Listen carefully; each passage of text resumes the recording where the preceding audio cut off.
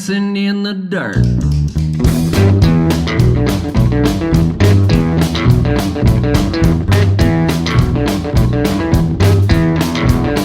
As blind as a bat with eagle eyesight, early in the morning or late at night, you can wear a long dress or a tight little skirt. You'll always have fun just a dancing in the dirt.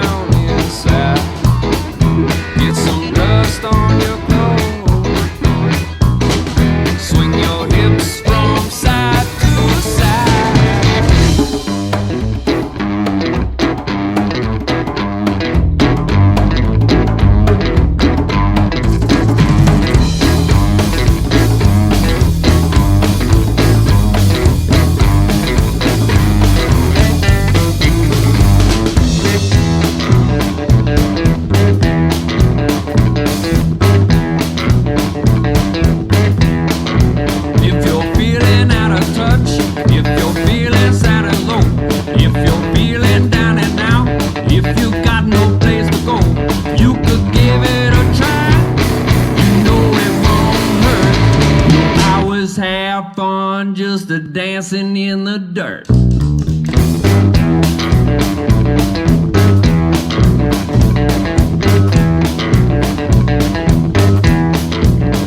The first dance that you get, the second that you can, the third time it's a charm for a girl or man. It's as easy as pie, it's the best way to flirt. You'll always have fun just a dancing in the dirt.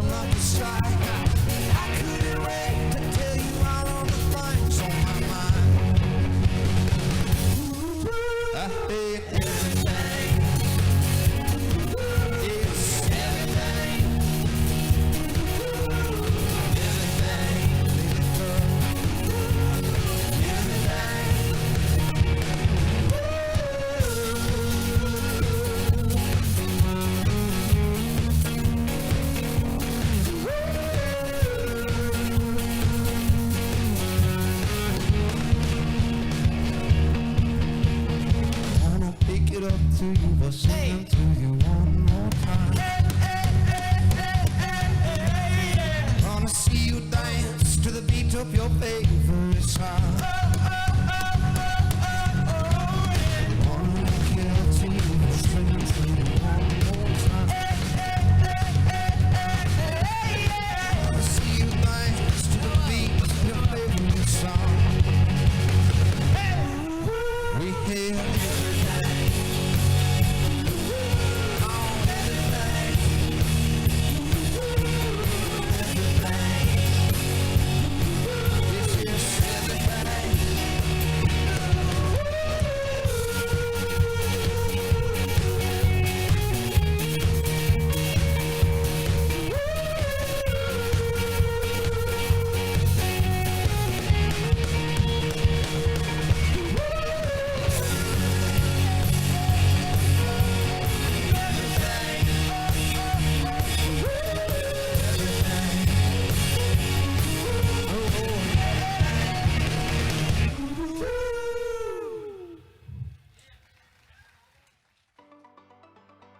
The music festival takes place on our, as you can see here, our beautiful Crow River here in town, and it was started back in, the first festival was in 2009, but we started working on it 2 years before that, and it actually came through a Blandon Foundation Community Leadership Program. And we were charged with coming up with something that would bring economic development to the town, especially for outstate communities. That's a big piece of what they do. And something that would really highlight the assets that we have here in town.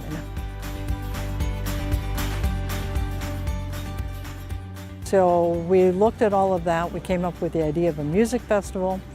Hutchinson is founded on the Hutchinson community or family singers back in the 1850s. And actually they would be kind of like the Peter, Paul, and Mary would have been the Hutchinson family singers back then. And so we've got that musical heritage here, and so we thought, what a great way to tie to that. Their idea was folk, so we thought, well, folk can be so many different things. So we've really expanded it out over the years to try and bring a music festival here to town where we can expose the people here in town to a lot of different music that they've never heard of, and also bring in people from other communities, and they get to find out what Hutchinson is and see this great festival that's here.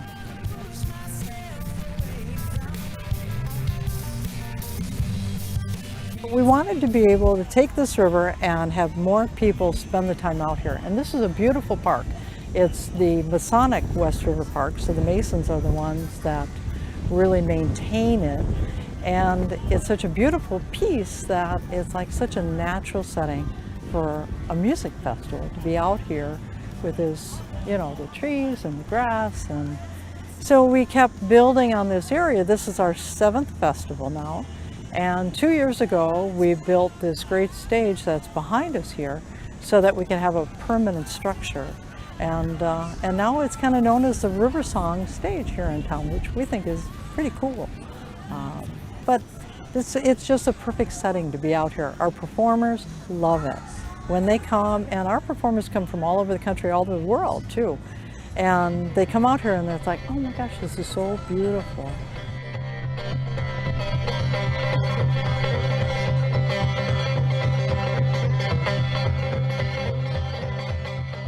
Peaceful, welcoming, kind and friendly, not pretentious. The phrase less is more really rings out.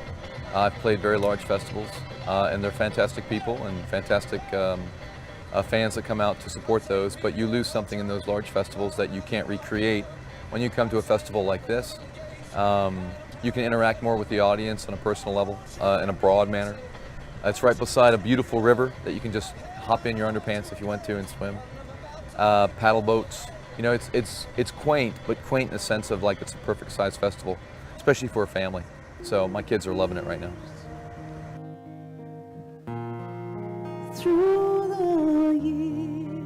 You have really good food on a stick here. It's pretty astonishing how many things you can fit on a stick in Minnesota. Very impressive. Everybody's been really nice. We've had a great time here. We had good food, we had good crowd, we had nice people, great crew, beautiful weather, beautiful setting. Yeah, it's a horrible thing when Chick Singer has nothing to complain about. There's an element where everyone's just smiling and giggling, and no one's behavior is too ridiculous that you can find in a festival setting. But you can still have a beer and enjoy yourself and have a good conversation. I'd say the personal relationship that they want to bring to the audience here is clear. Yeah. We're great partners with a lot of local sponsors, vendors. So Crow River Winery, who is also doing a limited edition River Song wine this year for us, which is amazing that they wanted to do that. They're great partners. So we're serving all Crow River wines. We've got Waconia Brewery here represented for our beers this year.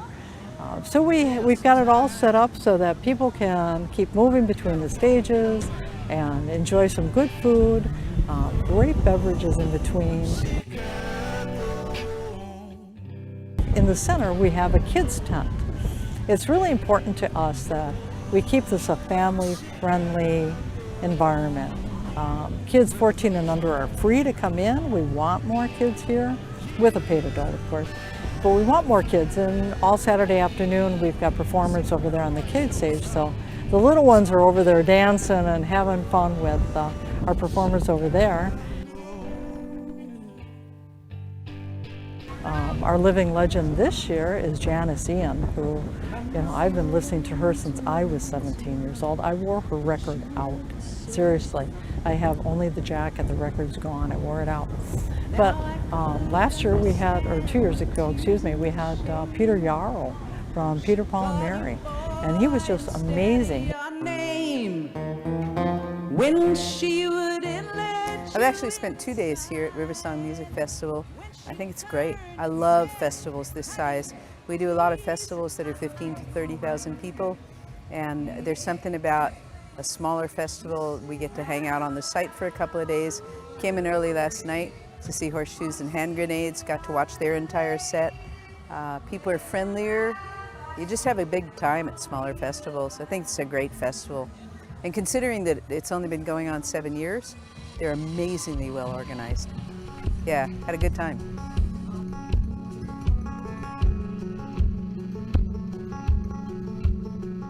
I think it's really important for the smaller towns, the smaller cities, typically large festivals, find themselves in Austin or Nashville or in a surrounding area close to a major metropolitan area. The music and the arts are just as important in small rural areas. The kids and the teens that are in those rural areas may not get exposed to such a variety of music and cultures. You bring this here, I've heard anything from West African music to kids songs to jazz piano. So there's some good diversity here, and from my perspective, it's great to expose it to kids because those are the next musicians, those are the next performers. So, yeah. We're here to have a good time, I think it's important to bring different kinds of music all over the country. America is the only country I'm aware of that sometimes does festivals where it's all singer-songwriters, or it's all white people, or it's all black people. Folk festivals have a tradition, and it used to be the tradition here, of bringing together different types of music, different types of ethnicities. It's healthy for people, it's healthy for music, and for us as musicians, it's healthy for us to cross-reference with each other and get to play together, get to jam, get to learn each other's work.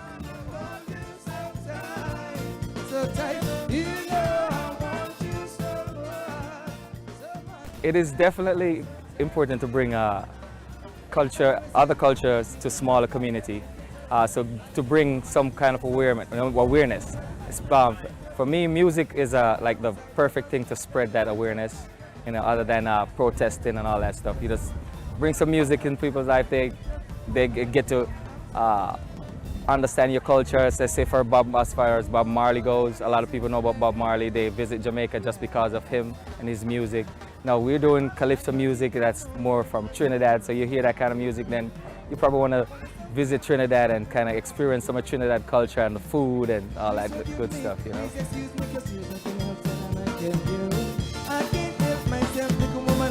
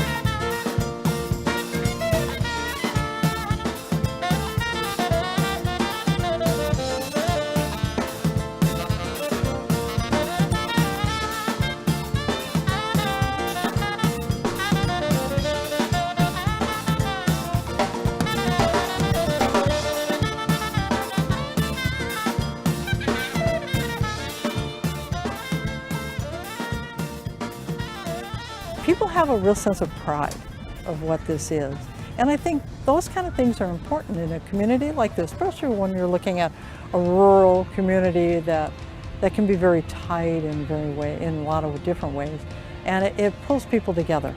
And that's important because you can't just live somewhere.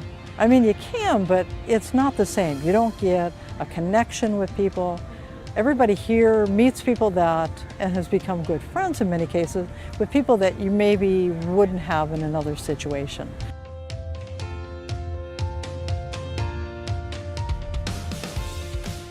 Music touches us so differently and so deeply, and we all are affected in a different way, but it connects people in a different level too, and it really does make things better. It makes you feel good about yourself and what you're doing, whether you play, whether you just listen, appreciate, whatever. It is. It's something that can draw all kinds of different people together.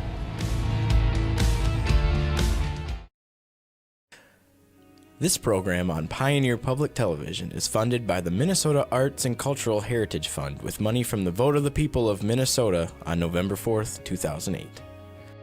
Additional support provided by Mark and Margaret Yakel-Julien in honor of Shalom Hill Farm, a nonprofit rural education retreat center in a beautiful prairie setting near Windham in southwestern Minnesota. ShalomHillFarm.org. The Arrowwood Resort and Conference Center, your ideal choice for Minnesota resorts, offering luxury townhomes, 18 holes of golf, Darling Reflection Spa, Big Splash Water Park, and much more.